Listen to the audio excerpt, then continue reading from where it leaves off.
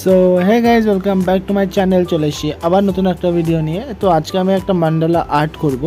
তো সেই জন্য এরকম একটা এমডিএফ বোর্ড আমি নিয়েছি।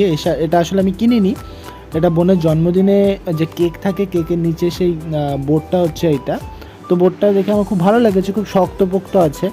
ওই জন্য আমি ভাবলাম এর উপরে একটা মান্ডালা আর্ট করব। তো মান্ডালা আর্ট করার জন্য কিছু টুল পাওয়া যায় যেটা কিনতে হয়। তো আমার কাছে যেহেতু সেগুলো ছিল না, সেই জন্য আমি এই ধরনের কিছু জিনিস দিয়ে এগুলোকে ডটের মতো ইউজ করব। একটা পেন্সিল নিয়েছি, একটা পেন নিয়েছি আর একটা পেনের শীষ। তো শুরু করার পর আমি দেখলাম বেশ ভালোই হচ্ছিল, সুন্দর। তো এতটুকু করেছি কমপ্লিট।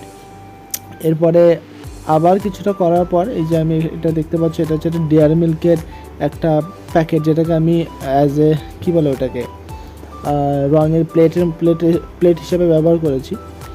তো ফার্স্টে আমি হলুদ দিয়েছি, তারপরে পিঙ্ক, তারপরে গ্রিন, তারপরে ব্লু, তারপরে আবার পিঙ্ক, তারপরে আবার একটা পিঙ্কের শেড আমি এখানে অ্যাপ্লাই করেছি। তো দেখতে পাচ্ছ খুবই সুন্দর লাগছে, অপূর্ব সুন্দর। এগুলো পুরোটাই ডট দিয়ে করা, পেন আর পেন্সিলের পেছনের দিকটা, পেন্সিলের সামনের দিকটা, পেনের ফোঁটাটা আর পেনের শীষের যে দুদিকটা হয়, দুদিকের একদিক সরু একদিক মোটা। তো করতে করতে এরকম করেই করছিলাম। তো দেখতেই পাচ্ছ রাত হয়ে গেছে, তারপরেও এখন আমার এটা কমপ্লিট হয়নি।